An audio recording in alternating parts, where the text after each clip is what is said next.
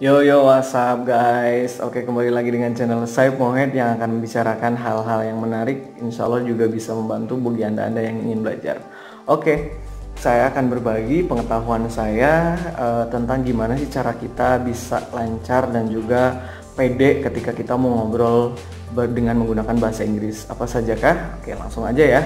Saya ada 4 tips menarik yang saya ajarkan juga di murid-murid saya, dan ini sangat efektif ketika mereka ingin mengeksplor kemampuan mereka dalam berbahasa Inggris dan juga menjadi pede ketika mereka belajar atau ngobrol bahasa Inggris. Langsung aja ya guys, kita langsung yang nomor pertama. Yang pertama adalah hindari grammar. Kenapa saya bilang seperti itu? Hindari grammar adalah salah satu step dulu. Jadi bukan berarti kamu menjauhi banget ya. Menghindari grammar ini artinya kamu harus tidak terlalu fokus ke grammar dulu lah. Jadi ini ketika kamu ngobrol, kamu takut salah, kemudian kamu takut kayak bisa disalahkan, bisa dibully ketika kamu menggunakan bahasa Inggris dengan grammar yang salah. Enggak guys. Jadi ketika kamu takut itu karena kamu terlalu memikirkan grammar yang Anda gunakan gitu kan. Memang bagus ketika Anda berpikir grammar itu penting, karena memang itu juga bagian penting dari sebuah bahasa, tapi bukan berarti itu harus digunakan di bagian awal ketika kamu sedang mempelajari bahasa Inggris, apalagi buat kamu adalah seorang pemula gitu. Jadi grammar itu mohon untuk tidak terlalu dibikin serius aja.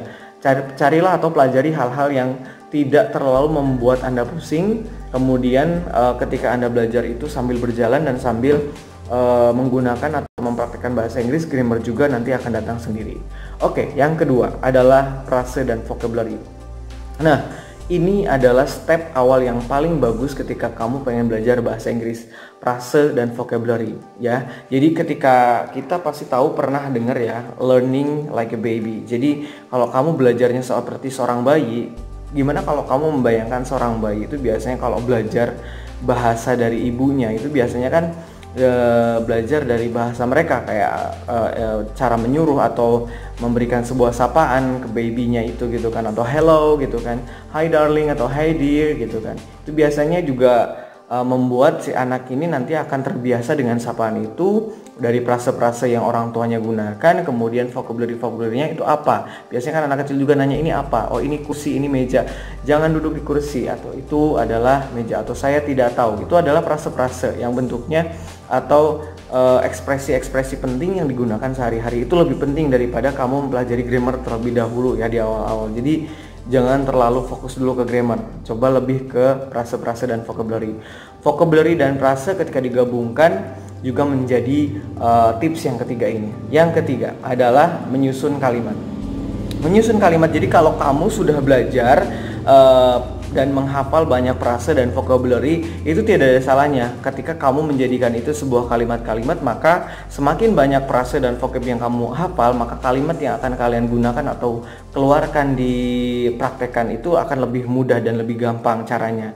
Jadi ketika kamu hanya menghafalkan grammar-grammar saja, kamu belum tentu bisa ngobrol, tapi pengetahuan kamu bisa luas. Memang betul, tapi lebih pilih mana? Berpengetahuan luas tapi tidak bisa menggunakan, atau bisa menggunakan dengan belajar grammar itu sambil berjalan?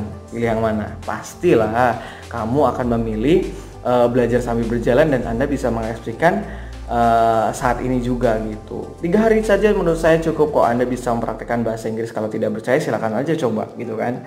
Nah kemudian setelah kalian bisa menyusun kalimat-kalimat itu, ini adalah yang keempat, kamu harus mempraktekkan. Karena kalau kamu nggak bisa mempraktekkan itu dengan yang lain juga, itu juga sebuah masalah sebenarnya. Tapi kamu bisa membentuknya itu ke dalam sebuah tulisan, ataupun kamu bisa bicara secara monolog dalam hati.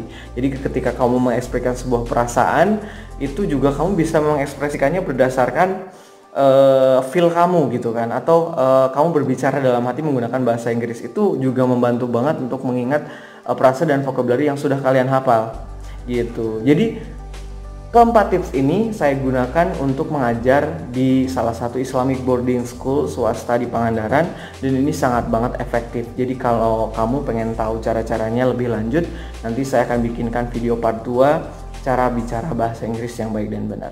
Ya itu saja guys, 4 menit saja, 5 menit ya, 5 menit. Oke. 5 menit dan 4 tips ini sangat berguna, dan ini yang saya ajarkan ke siswa-siswa anak kelas 1, 2, 3 SMP itu insya Allah bisa sudah ngobrol dengan bahasa Inggris. Ini adalah salah satu alasan kenapa kursus 3 bulan dengan sekolah 12 tahun itu lebih efektif yang 3 bulan ini ketika Anda mengikuti kursus ya. Itu adalah salah satu buktinya. Jadi mereka terlalu cenderung fokus kepada grammar dan tata bahasa yang baku, yang bagus ketimbang dia belajar ketika sedang berjalan dan sambil mempraktekkan ekspresi dan realita bahasa itu sendiri. Terima kasih, sampai jumpa.